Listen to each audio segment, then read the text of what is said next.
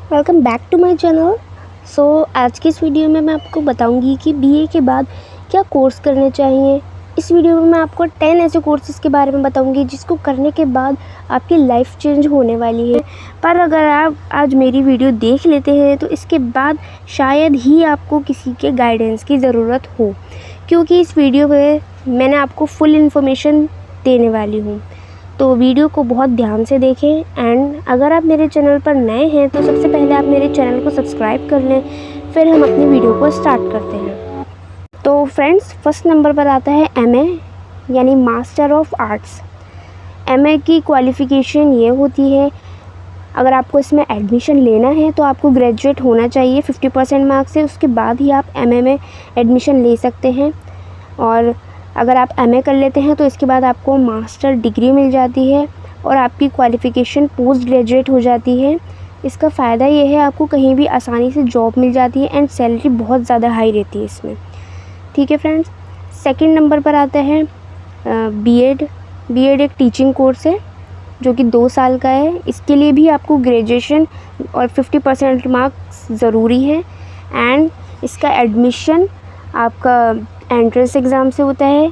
कुछ यूनिवर्सिटी में merit basis पर लेते हैं, लेकिन अब इसका एंट्रेंस एग्ज़ाम होता है। एंड 2 साल के बाद ये एक डिग्री कोर्स है। 2 साल के बाद आप टीचर बन जाते हैं फॉर सीनियर क्लासेस। एंड ये बहुत ही अच्छा कोर्स है और अगर आप टीचर बनना चाहते हैं तो बीएड ज़रूर करें। एंड थर्ड नंबर पर आता है एलएलबी।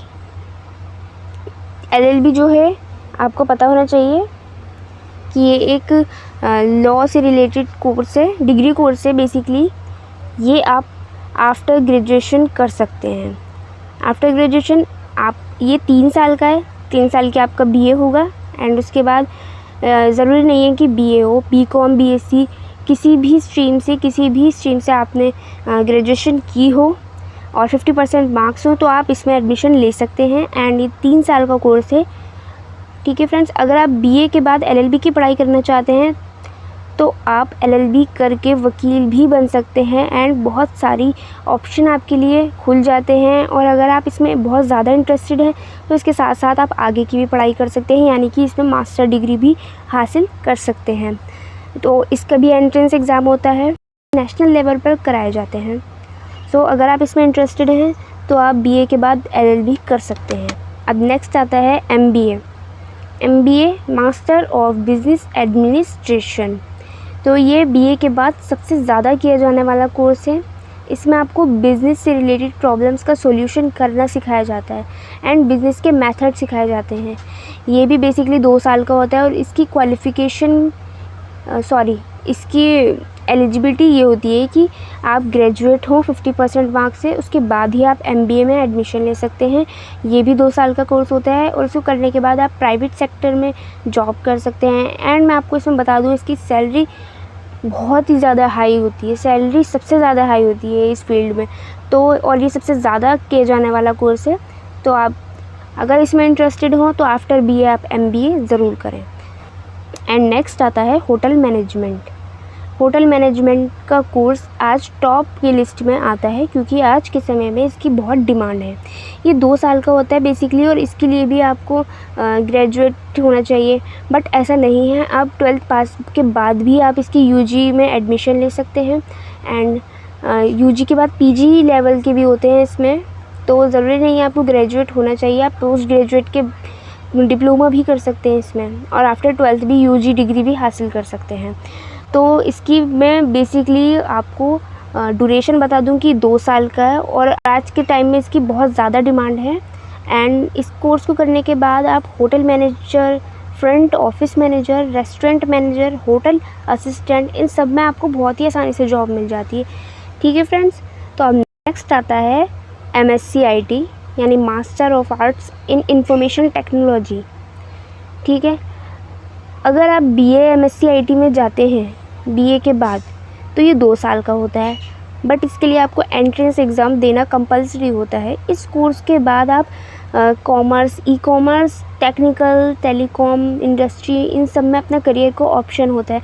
मतलब जो स्टूडेंट्स आर्ट्स कर चुके हैं, आर्ट्स मतलब बीए कर चुके हैं, बट फिर भी उनका कहीं ना कहीं कॉमर्स में इंटरेस्टेड होते हैं, तो वो उनके लिए ये कोर्स सबसे ज़्यादा अच्छा है, क्योंकि यहाँ से आपको मौका मिलता है कि आप वापस कॉमर्स इंडस्ट्री में जा सकें। तो अब नेक्स्ट आता है computer diploma courses. Computer diploma courses वो होते हैं जो आप 1 या 2 साल के कोर्सेज़ आपको आसानी से किसी भी इंस्टीट्यूट में मिल सकते हैं, और ये पार्ट टाइम कोर्सेज़ है, यानी अगर आप कुछ कोर्स कर रहे हैं बैचलर कोर्स, उसके साथ भी ये डिप्लोमा कोर्स कर सकते हैं। सबसे फर्स्ट नंबर पर आता है diploma in 3D animation, and second पर आता है diploma in graphic designing, third पर आता है diploma in web designing, fourth पर आता है टैली अकाउंटिंग। इसका कोर्स भी होता है एंड इसका डिप्लोमा भी होता है। एंड नेक्स्ट आता है डिप्लोमा इन डिजिटल मार्केटिंग। ये सबसे ज़्यादा किया जाने वाला कोर्स है, तो इसे तो सबसे ज़्यादा लोग करते ही हैं, क्योंकि आजकल मार्केटिंग जो है वो डिजिटल हो गई है, ऑनलाइन मार्केटिंग हो गई है, तो ये कोर्स सबकी डिमांड में रहता है। ठीक है फ्रेंड्स, तो अब नेक्स्ट आता है एज ए कॉम्पिटिटिव एग्ज़ाम या फिर गवर्नमेंट एग्ज़ाम। तो ये जो होता है आफ्टर ग्रेजुएशन लोगों की सबसे ज़्यादा की जाने वाली फील्ड होती है। इसमें आपको कॉम्पिटिटिव एग्ज़ाम यानी कि गवर्नमेंट एग्ज़ाम की तैयारी करनी होती है।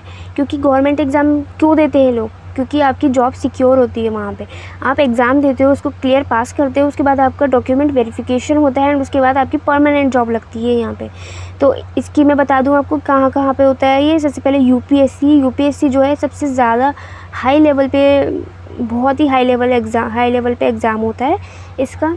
तो जो सेलेक्ट हो जाते हैं यानी कि एग्ज़ाम में पास हो जाते हैं, वो IAS IPS तो आपने सुना ही होगा।